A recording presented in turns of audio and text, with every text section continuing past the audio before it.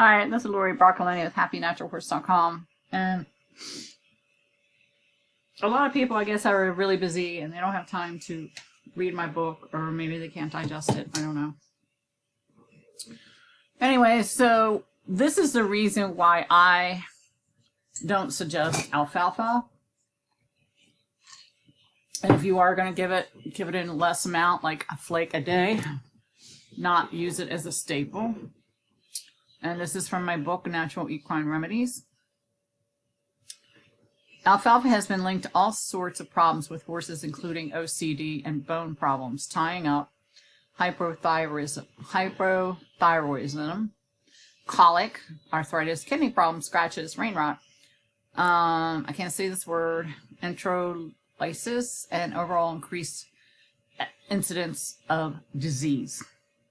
This is no longer there, but you can Google it. I don't know if I ever have time to redo this book. If you look at the numbers, it's very clear why alfalfa, 27% protein, way too high, while mare's milk is only around 14%, and the calcium phosphorus ratio in alfalfa is 6:1, while the ideal ratio for a horse's diet is 1.5.1. So we're talking double the protein, quadruple the calcium that the horse's body is meant to handle. The excess calcium in alfalfa suppresses the magnesium levels of the body. This is very important. This causes unstable calcium overload, which contributes to tight muscles and anxiety. You must check your horse's protein intake because excess protein, besides being expensive, is one of the most harmful practices in feeding horses. Remember, we are our horse's worst enemy. Too much protein throws off the intestinal tract, digestive process out of balance. Poor digestion and the altered pH are often the result. This one I think is still working, but I'm not going to click it. Remember that horses are grazing animals and require little protein compared to dogs and people. In the cattle industry, the ill effects of excess protein has been well studied, and yet farmers still feed too much of it. Horses do great and have less health problems if on a low protein diet, and that is why I do the Stanley Timothy hay pellets. Is a 6% protein and it's highly digestible. And horses gain weight on it because they chew, and the saliva comes out and helps it. And then as long as you give the Big Sky minerals, you're good to go. Along with regular hay, any kind of good hay, Timothy hay, orchard grass hay, regular hay, grass hay. My vet used to say, the plainer the hay, the healthier the horse. Among the disorders listed in the Potomac, horse fever, strangles, salmonella, ulcers, abortions, and epiphysis. I can't say that word. Stress factors can be forming splints, spavins, ring bone in the kidneys and the bladder. High protein can form stones.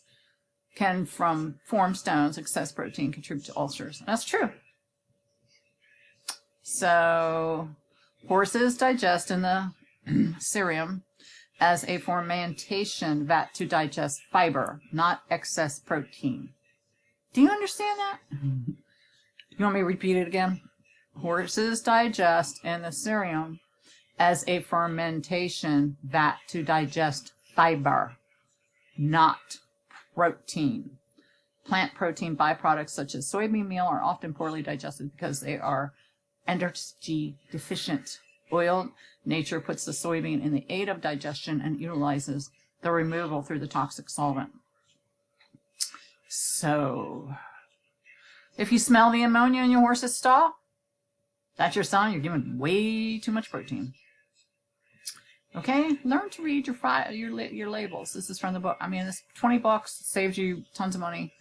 You can buy it at HappyNaturalHorse.com, Natural Equine Remedies. Subscribe to this channel, and please share this so others know. Now, I understand that in the West they have to feed alfalfa, but they don't feed, they feed 2 plates in the morning, and they don't feed them anything else, and maybe some grain. And then they feed them another 2 flakes at night. And, no grazing out there for those poor horses. It's just, but they adapt. They don't eat the alfalfa 24/7. So share this with somebody, and I'm not trying to make you wrong. I'm just trying to get you educated. And if you're wondering what's going on with your horse, like Dr. Mortar always said, look to what you're eating, look to what you're thinking. Okay? Share this video, subscribe to my channel.